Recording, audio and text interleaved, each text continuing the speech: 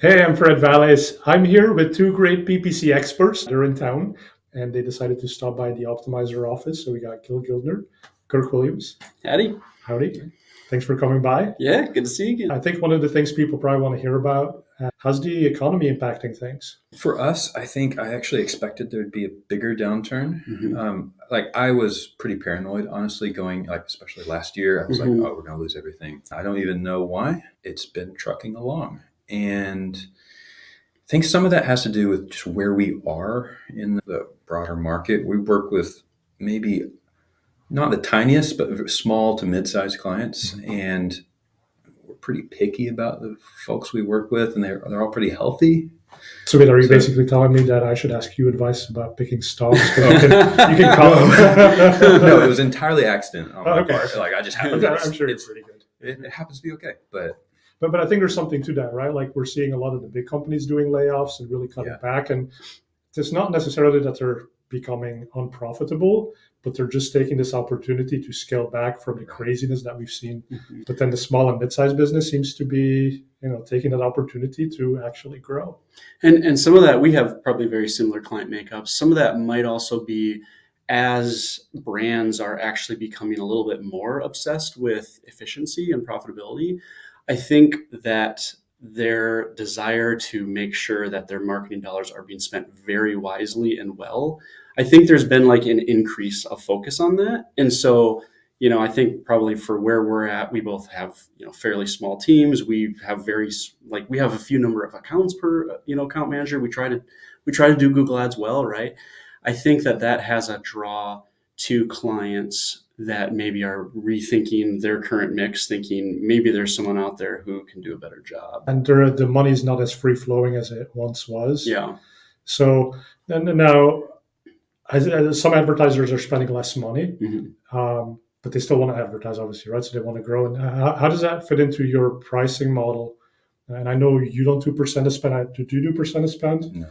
Right. So, but as these budgets become smaller and the agency portion of the management fee becomes higher, has that been a concern? And how would you address that to someone who's thinking about going with an agency? Gil, how about you? We kind of we do a flat fee kind of retainer model, but it is typically structured in a kind of a tier section. So if someone drops down in a tier, maybe they're spending $40,000 and they go down to 30,000. We'll drop our fee for that. Is that actually less work that you're doing then, or is it not really, to be honest? But I want to keep working with a client. I would rather them pay me, a little bit less for much longer than think short term and get it all. So you're basically seeing this as like maybe they're going through some tougher times as well. So let's just retain them and then. Yeah, to me, it's much more important to retain someone for a longer time, make sure everything's profitable for them. Hopefully in the future, if we get them through this, they'll double their spend and our retainer doubles too, Is that an easy conversation? So I'm sure going to them and saying, hey, we're going to drop your that's a very easy conversation. Very easy. Exactly. What about the other one? Like, hey, you just doubled spend because with doubling of spend, there are more resources you need to put on it. So how do you have that conversation?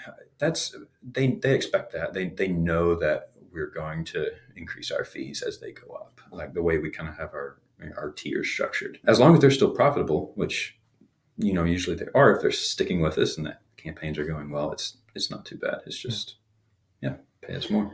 I mean, we do find that an increase, like a dramatic increase in spend, really does often come with a scope increase as well, right? So there is a value-based aspect to the pricing, but I do think, whatever it is, if they were spending $50,000 and now they're spending $100,000, unless it's a very high CPC client, so there's not that much data that's changed. If they're getting like double the traffic, double the conversions, like double everything, that is actually more work that we're needing to devote more resources. Maybe software gets more expensive. Like all that stuff does, to me, is part of that.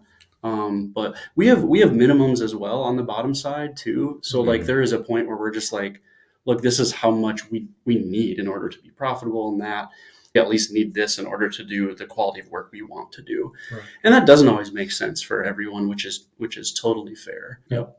What about being friends with your clients, Gil, that's a thing for you, right? It actually came about via laziness for me because I just like to work with people I like. Mm-hmm. So it just makes everything easier if they trust me and I trust them. I don't start out friends with all my clients, but I have ended up being friends with quite a few of them. Even after we haven't worked with them for a while, I have buddies I email with from years ago that were originally our clients. So nice. And that makes every conversation that much easier. It does. I think it's honestly because it's also cultural because I'm from the South and everybody's like a good old boy with their buddies. So it's kind of the same thing, except we're not in pickups driving around in the mud. We're just like, you're in Arkansas, right? Yes. Yeah. So I enjoy like working with people I like on a personal basis. Mm-hmm. And fortunately we're lucky enough to be able to be picky in that regard. Right. So. Well, it's a trust thing too. Like we've talked about this a lot on this little trip, which this originally started because, HeroConf was supposed to happen. Then we were like, I don't know, like I had already bought plane tickets. I was like, what if we go somewhere and hang out with Fred? So I'm so glad it worked. And so we've chatted a lot about this. And, to me, that's especially like small agency ownership like us. There's two like such crucial aspects of that. And there really is the performance aspect where you do have to do well for your client account. At some point, like they'll probably fire you if you're not getting the results that you've gotten them. And that's a core part of that. But also there's like the relational side that's really important. Like there's a trust aspect too. That to me especially is important and helpful as you build those relationships, because what happens when, times like this where there's like economic uncertainty, what helps when they know that you can give them the results, but now there's a struggle. And then when we're telling them, hey, this is because XYZ changed in, the space or whatever it might be, supply chain issues or things like that. They know that we're not just like blowing smoke. They know that we're not just like making up something to save our own hides. Like we have that relationship, we've established that rapport, and it just makes for an actual healthy relationship, because then you can actually solve the problem that is occurring. Mm-hmm. And the problem isn't just like us defending our agency management or button pushing in the account. We can actually like focus on what is the problem and like how do we solve for that. And I just feel like that's such a healthier relationship to have with your clients. You spend a lot of time talking to new people in the industry. One of the recent episodes you did on your podcast was about just like having a good relationship and everyone being on the same page. And that was a Google episode. Yeah.